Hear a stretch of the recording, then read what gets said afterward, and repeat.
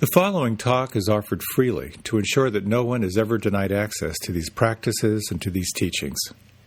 If you feel inspired to make a donation to support this offering, you can go to my website at jonathanfoust.com. While you're there, you can also sign up for a monthly newsletter designed to support you in your practice. Thank you, and enjoy.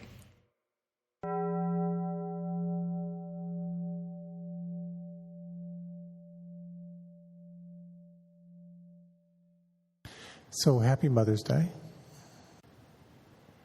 I ran across this little story about mothers. There was a large seminar held for ministers in training. Among the speakers were many well-known motivational speakers. One such of these speakers boldly approached the pulpit and, gathering the entire crowd's attention, he said, "The best years of my life were spent in the arms of a woman that wasn't my wife." The crowd was shocked. He followed up by saying, "And that woman was my mother." The crowd burst into laughter, and he gave his speech which went over well. And a week later, one of the ministers who attended the seminar decided to try that joke in his sermon. And as he shyly approached the pulpit one sunny Sunday, he tried to rehearse the joke in his head. It seemed a bit foggy to him this morning. And getting to the microphone, he said loudly, "The greatest years of my life were spent in the arms of another woman that was not my wife." His congregation sat shocked. After standing there for almost 10 seconds trying to recall the second half of the joke, the pastor finally blurted out, "And I can't remember who she was."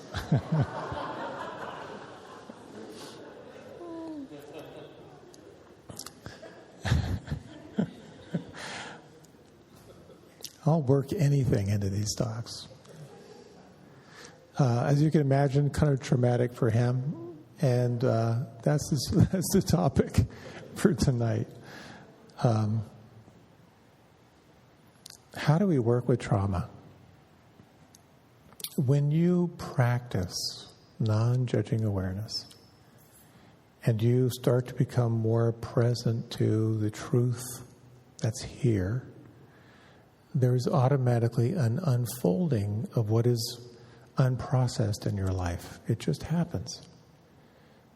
Some of what may be unprocessed may have some element of pain or suffering or trauma. Think of trauma as fear and helplessness. It's a natural arising in the practice. As a broader culture, we haven't had many successful ways of working with trauma. And there's some amazing new breakthroughs in working with PTSD, etc. But the essential one is how you pay attention to what arises in your experience. So I'd like to talk a little tonight about the triggers for trauma. Like, what is it that actually can set you off? And what are the physiological signs? What are the reactionary patterns? And again, my hope is that you'll find this helpful for yourself, but also for those that you encounter. And some of the techniques that help you to work through mindful investigation of trauma. And a little bit about some of the systems that are out there. My dad served in World War II. He was drafted at the age of 18. And I saw two photos of him when I was a kid. One was at 18, drafted, standing at attention with his parents, kind of proudly, by his side, this kind of dog-eared photo. And the other was with his company after the war. And he looked 30 years older. He was kind of slumped over. You could tell just the exhaustion in his eyes. He saw a lot of the action in World War II. He was in Anzio, in Italy, where they kind of like pushed the Germans out, and they had occupying the trenches, which the Germans had dug. The Germans were in the high ground, just lobbing ordnances right into the trenches. That's where he was first wounded by some shrapnel. And they patched him up, they put him back together, and then he was part of the invasion in southern France, kind of the pincer move, landing in Saint-Maxime and moving up toward Germany. And they're moving very, very rapidly, but having to deal with a lot of booby-trap bridges and token resistance and ambushes. But again, that sense of you never know what's around the corner. But the big one for him was he was part of the first wave that was the pushing across the Rhine River into Germany. And so he didn't talk about this for 30 years or so. But at one point, it's all he could talk about as he was starting to unwind it. But he told me there were about 20 or 25 guys in each boat, no life preservers, no instruction on what to do in the water. And they just pushed these boats out into the night at 2 a.m. and heading across the river.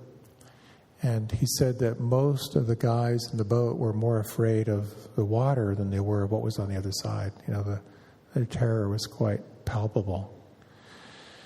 And somewhere across, they took a direct hit on the boat because the Germans were just lobbing shells, right across the water.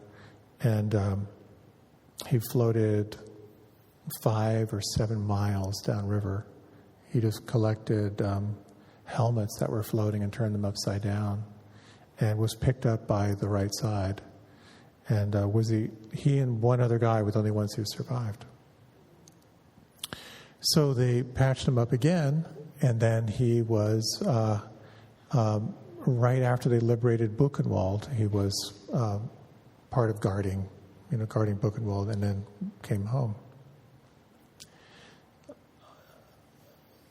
Again, he never talked about it for about 30 years.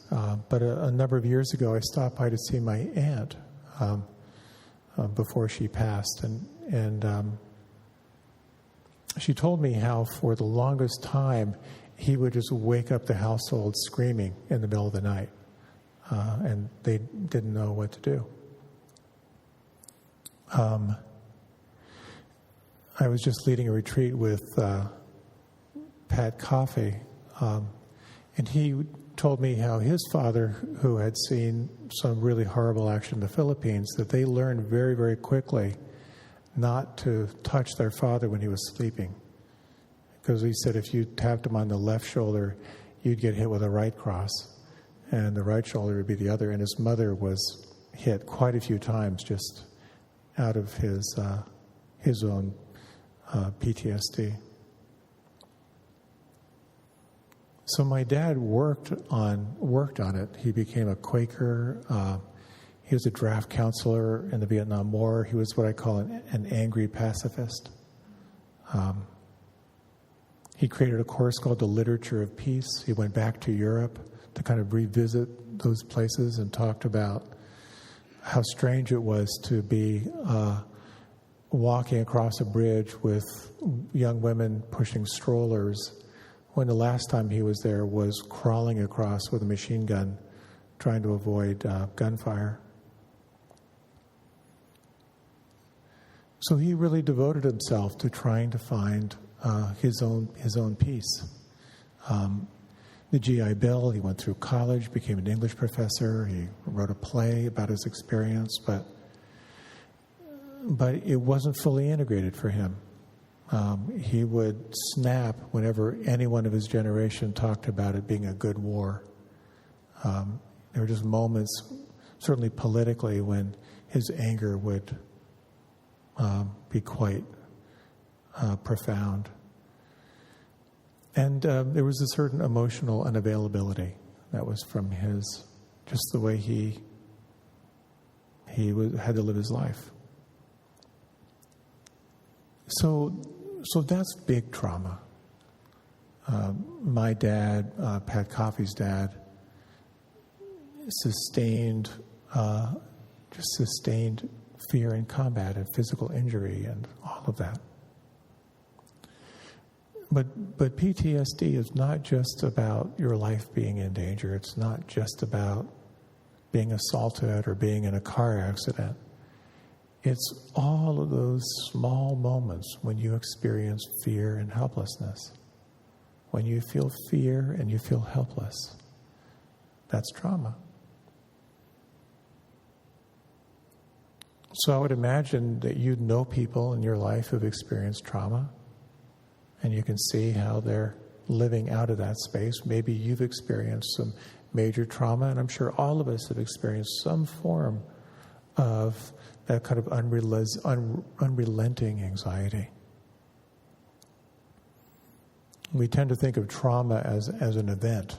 Something happened. But two people can experience the same event and have different experiences. And Peter Levine, who really did a lot of the groundbreaking work on trauma, he wrote the groundbreaking work was called Awakening the Tiger. He says this. He said, trauma is not the event itself. Rather, trauma resides in the nervous system and affects the body as well as the emotions and our capacity for relationships. So what sets up trauma? And again, I offer this as just a reflection for yourself, but no doubt you will encounter people in your life who have been traumatized. It's just what life is now. And there may be skillful ways that you can either be with them or support them. So exposure to chronic stress without relief. And this can be everything from extreme poverty to unrelenting racism to you name it. People who tend to do cognitive override of their experience, that they just take refuge in their mind. People who just are always telling themselves, just get over it. If you've ever done that, just get over it, but it keeps coming back. You ever had that experience? Shame, self-consciousness, and disassociation from the body. Bracing yourself against body sensations. That kind of rigidity that some people have. An inability to self-protect. You may see that. We've all experienced different qualities of that in our life.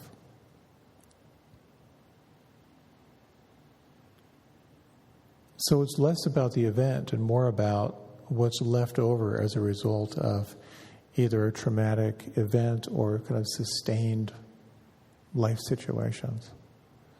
For many people, they report there's a helplessness they have, or a sense of overwhelm, or a sense that their nervous system is in constant arousal or dysfunction, or they feel fragmented, and kind of an inability to focus, or they feel some core shame about their experience. It's also interesting how sort of sustained trauma is exacerbated when there's no support, or when people feel there's no responsiveness about their experience.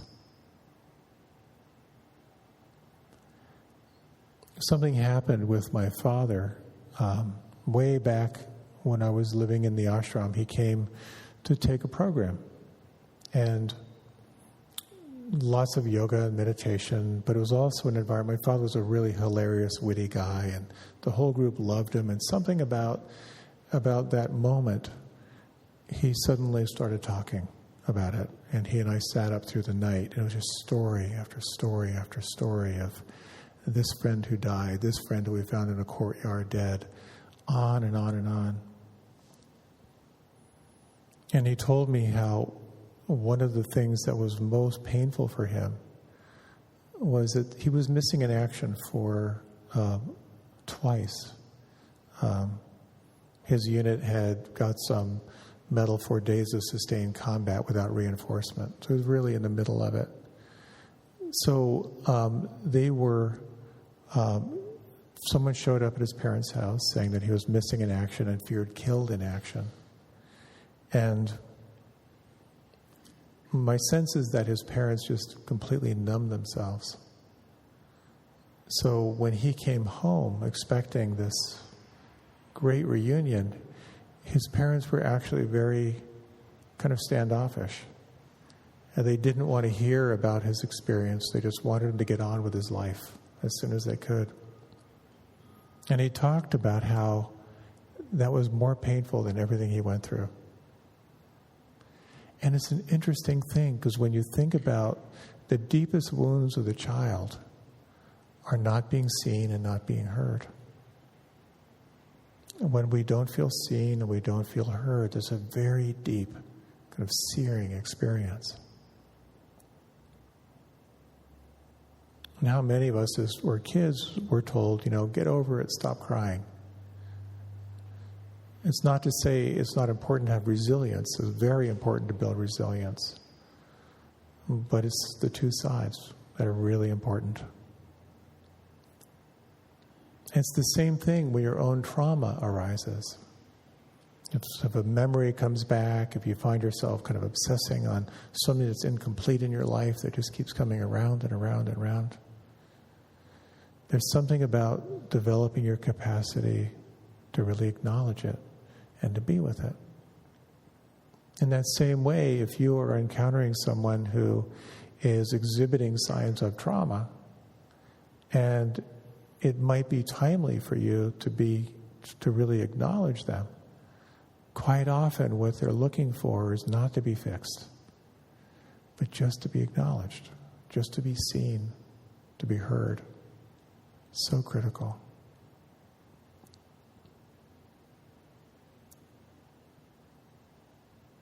So, at some point, most of us have or will live through some terrifying event in our lives. A car accident, natural disaster, a medical emergency, assault, some kind of abuse, being robbed, and then all the institutionalized trauma in our culture, particularly for the non-dominant cultures. Bias, the constant microaggressions. I was reading about a woman who specializes now in working with trauma after she experienced a physical assault. She made a list of the different ways it showed up for her. She just kept replaying the memory of that event, just playing again and again and again. She had nightmares. She would have flashbacks toward it. She noticed that she had kind of a chronic fear and anxiety. At times, her emotions would fluctuate from anger to sadness or numbness. She'd blame herself for having it happen, seeing herself as a victim, feeling hypervigilant whenever she was alone. And she also noticed that she was really lost her capacity for intimacy, like a deep sense of just not trusting, kind of locked into that sense of distrust. And I imagine we can all relate to this on some level, because we've all experienced something that will either show up as an unrelenting recycling memory or something that has you caught in a chronic state of distrust or a chronic state of hypervigilance. This wonderful quote. Everyone has a right to have a present and a future that are not completely dominated and dictated by the past. And again, it's not just for those who experience chronic trauma, but for all of us to have access to a present, to have access to a future that's not completely dominated by our past, by our conditioning. So it's helpful, I think, when we sense sort of the physiology around trauma, that we have these two functions. One is sort of the gas pedal in your life, and the other one is the brake. And you can think of them as the sympathetic nervous system and the parasympathetic nervous system. So the sympathetic nervous system is the gas pedal. It gears you up when you're under threat. It regulates arousal. It increases your heart rate and blood pressure. It'll increase your breathing. Your blood will be diverted from the core out to the extremities. The blood vessels constrict. The pupils dilate so you can see more clearly. The muscles tense. That's the gas pedal. You can respond to threat. It's not a bad thing. It can be debilitating when you can't turn it off. So the parasympathetic nervous system is the brakes. It's the relaxation response. It's what helps you to unwind and reorganize and restore your nervous system.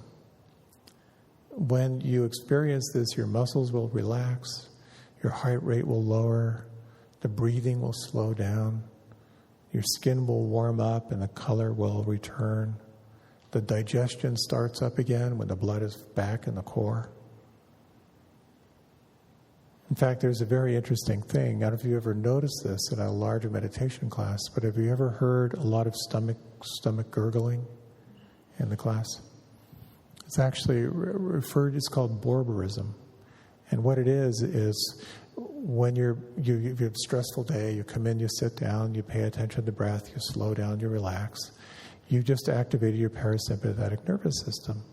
So the blood, which is chronically out to the extremities, starts to flow back into your digestive system and you start gurgling.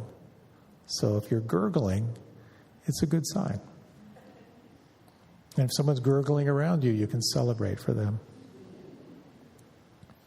So really this is around learning how to regulate your nervous system. Some of the stressors in your life, they're within your window of tolerance. You can meet the stress and it's not overwhelming. You meet it and then your system regulates and kind of kicks back in again. But with some are not. So sometimes when your nervous system has the gas pedal for too long, that's when you're stuck in hyperarousal. That's when you cannot calm down. When you're really caught, there can be panic, there can be hypervigilance, racing thoughts. That's when the gas pedal is stuck on. But sometimes it's stuck off too.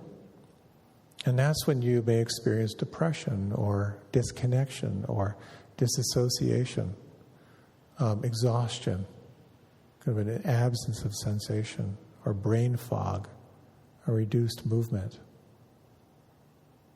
So it's very helpful to see that there are times when kind of kicking in the sympathetic nervous system is about responding to the challenges in your life. That's a great thing. Learning how to turn it off can be very, very helpful. Learning to recognize when the parasympathetic nervous system is stuck on, that's when there's no energy, there's no motivation, there's no clarity. This is where self-knowledge goes a long way, because there are techniques and practices that can help you to strengthen your nervous system.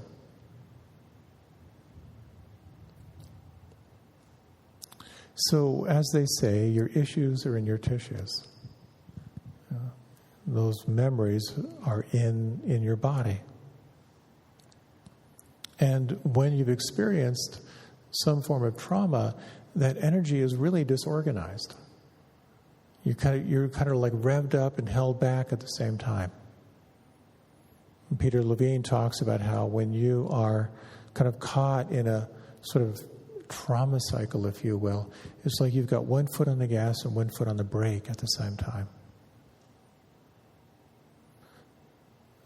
So the bad news is that trauma's out there.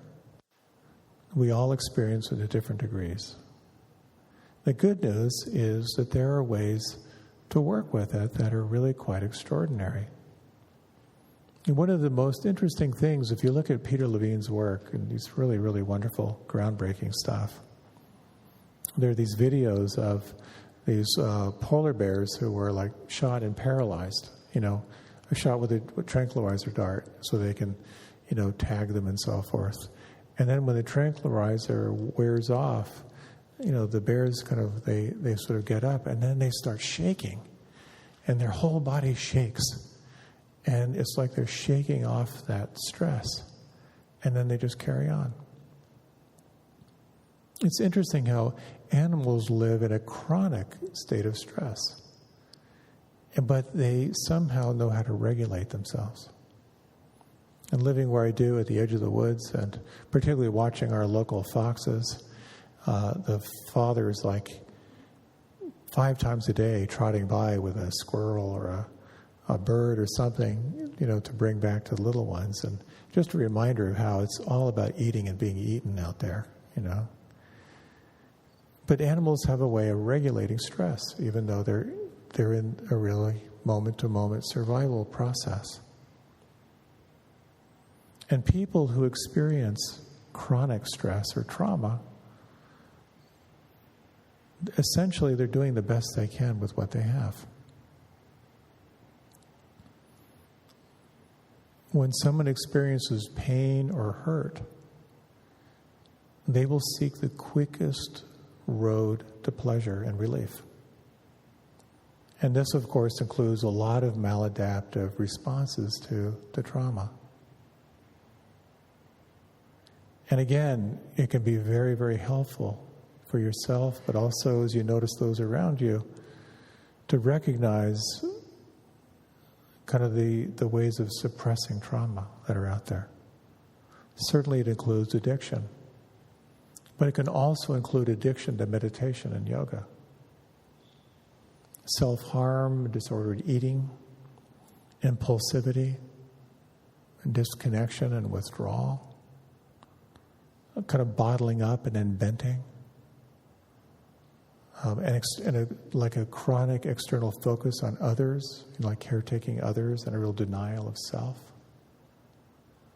wearing a mask or a false persona, trying to find control externally, or staying very, very cerebral and kind of bracing against life.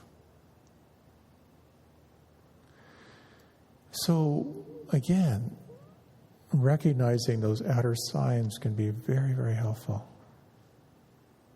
There's the classic teaching story of you're walking in a park, you see a little puppy on some leaves, you go over to pet the puppy and suddenly the puppy lunges at you and tries to bite you, you jump back, and then you see that the puppy's leg is caught in a trap.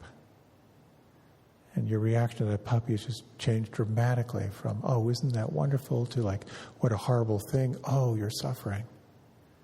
So when you see that activity around you, very helpful to remember that on some level, their leg is caught in a trap and they may be needing help. So how do you support people when they're experiencing trauma? So this was maybe 2 years ago, I was driving down Route 7 looking for something to eat before class. And I saw this woman on a bicycle kind of on Route 7, and I noticed, it kind of caught my eye because her bicycle, it seemed like there was something different about it. It seemed like a really big, kind of heavy bicycle. And as she was going through an intersection, a car made a right-hand turn, and she hit the front fender of the car and went over the car and kind of landed on the back of her head. Really bad fall. It might have been on her head, I'm not sure. And for some reason, I just pulled over right away, and I ran over to check on her. And she had some physical disability. There was something about her bike that was sort of supporting her. And so I just sort of kicked into my let me be there for you in every way I can mode. And it was only later that I realized that how I was being with her was kind of the strategy for being with someone who's experiencing trauma. So my intention was for her to feel safe and for her at the same time to stay connected to the here and now. So I just sort of knelt down, so I was right by her head, and I spoke in a really calm voice. I just told her that I was going to stay with her until the help came. I said, if whatever you want. I said, if you want to have your eyes open to see what's going on, that's fine. Or if you want to have your eyes closed, that's fine too. And she said, I just want to close my eyes. I said, okay, that's totally fine. I said, I'm going to tell you everything that's going on around you so that you feel safe and you feel supported until the paramedics come.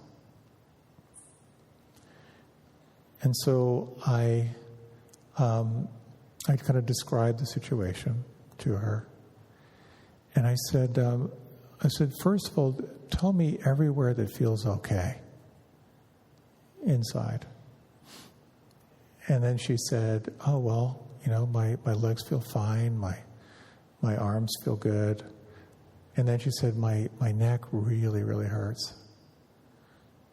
But that's actually one of the strategies with trauma or with pain is to, when you focus on what feels okay, it's very different from tell me what hurts. Because the mind goes to whatever question you direct it toward. And so suddenly then it's about fixating on the pain. But when she acknowledged that mostly she was okay, but her neck was hurting.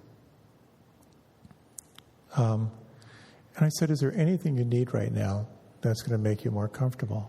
And she said, oh, well, my left hip is a little bit tight and I'd like to lengthen my legs. And so we kind of got her settled in. And I told her, your bike is okay. There's someone standing next to it. So don't worry about that. The driver of the car is right here. He hasn't left. And then when the sirens came, I said, maybe you can hear the sirens. There's, help is on the way. And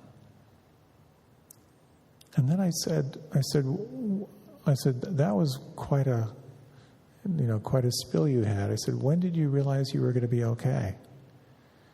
And then she said, oh, well, as soon as I knew the car stopped, I knew I was going to be okay. So I hung out with her and said, just a few more minutes, you're doing great. And then the paramedics came, and I kind of tried to find any news about the accident, and I couldn't find it. So that was kind of over. But there are a couple things about what happens when we experience trauma. And one of them is we get flooded, or we get overwhelmed. And one of those questions, when did you realize you were going to be okay, was kind of a reframe from being victim to like, oh, it's actually all right. Again, it's not about don't feel what's not there, but rather than focusing on catastrophizing, pointing out that you're a survivor, you have survived. There's this beautiful story of these trauma specialists who kind of fly around the world wherever there are catastrophes. This one team, they flew in after the tsunami in Southeast Asia, and there was a young woman who had lost everyone in her family and was exhibiting a lot of the signs of trauma, just sort of really, really closed down and shut off and overwhelmed. And they asked her, when she was like settled and physically okay, they asked, when did you realize that you were going to survive? And then she began to describe that moment. And then that was the beginning of the shift from associating yourself as a victim to recognizing a different set of variables. So in the classic reaction to trauma, we tend to go into fight or flight, disassociation, or freeze. We just shut down. We go numb. And I would imagine, as you reflect on your stress patterns, that you might be relatively predictable. And if you don't think you are, ask the people who know you, and they'll fill you in. It's one of the really fun things I love. Whenever I don't do it that much now, but if I'm working with teenagers, talking about stress and mindfulness, I'll ask, so what is the stress pattern of your parents? And they're very quick to tell me all the details. And I'll ask, and what are yours? And suddenly there's that reflection. But we are inclined toward one of those. As I like to say, some people are outrage waiting to happen. Some people are sort of disassociation. You have to go into your mind or go into fantasy or planning. And some of us are stuck in freeze or doubt or self-criticism or judgment.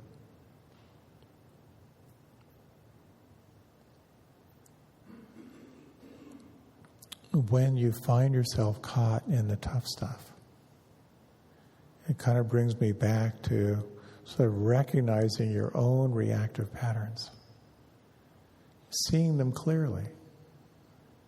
And this really leads to the two wings of the practice. The first is wisdom.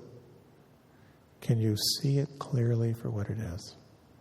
Oh, this is hurt and disappointment and anger. And then the second wing, can you meet it with compassion? Can you hold it with empathy or kindness? When you can, and we can't all the time, but when you can, there can be some kind of a shift. There's some kind of lubrication that allows you to hold it gently, that allows it to shift and change in some way. It's very much that same practice of when we're small and young. We really just want to be seen and heard. And it's that process of offering that to yourself.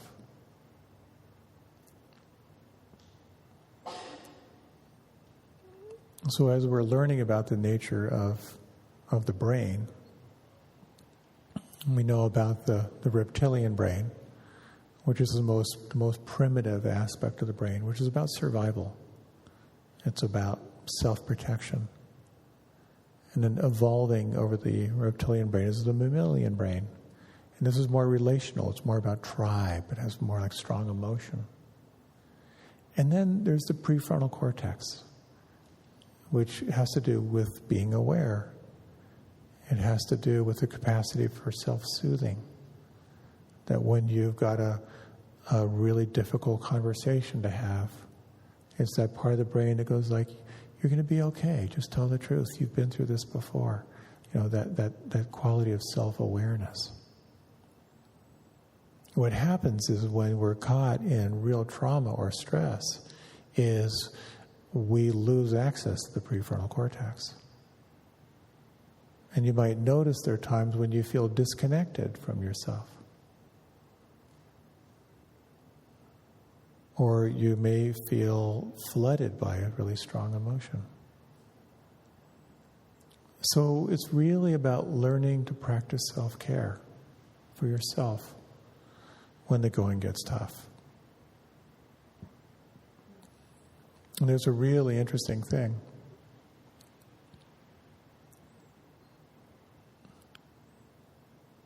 That many people are drawn to meditation or to yoga, have experienced pain and suffering in their life. It's really the one thing that kind of wakes us up, is really seeing like just how deep and how chronic and unrelenting pain and suffering is. So wanting to see our way through is part of the practice. But sometimes people who are really caught in trauma are drawn to meditation and to yoga as a way of sort of transcending all their issues. And there's a real kind of shadow side to the practice for some. They're looking for transcendence, and it can be confusing. When you're told to clear your mind, sometimes people feel that as a numbness. That's very familiar if you have a lot of stress and trauma in your nervous system. And some people feel like disassociation is kind of blissful. When you're not feeling anything, it kind of gives you kind of a, I'm floating above my problems feeling. So it's helpful when you know people who you're practicing with, just to notice that there may be an element to practice that's about using meditation as a way of avoiding feeling. And again, we all have those two sides.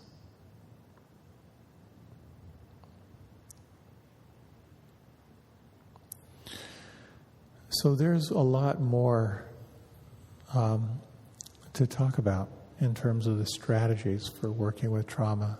And I'm aware of our time. And I'll kind of follow up on this next week, because next week is sort of dedicated to working with difficult energies. But I'd like to close with a little poem. Actually, it's kind of a long poem. But it really speaks to what it means to really honor the courage to heal. So if you like, you can close your eyes.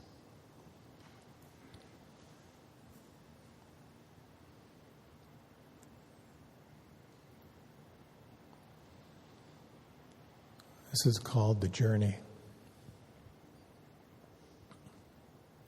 One day you finally knew what you had to do and began, though the voices around you kept shouting their bad advice, though the whole house began to tremble and you felt the old tug at your ankles.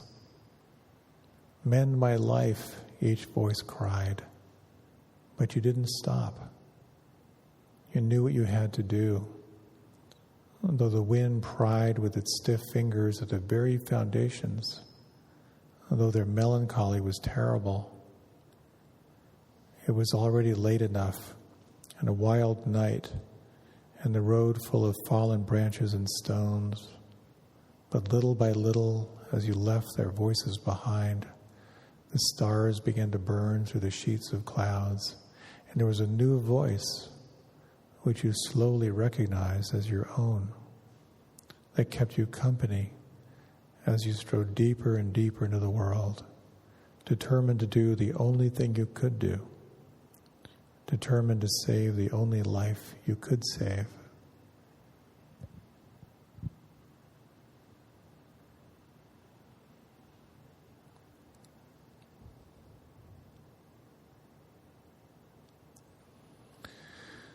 So as you're ready, you can deepen your breath.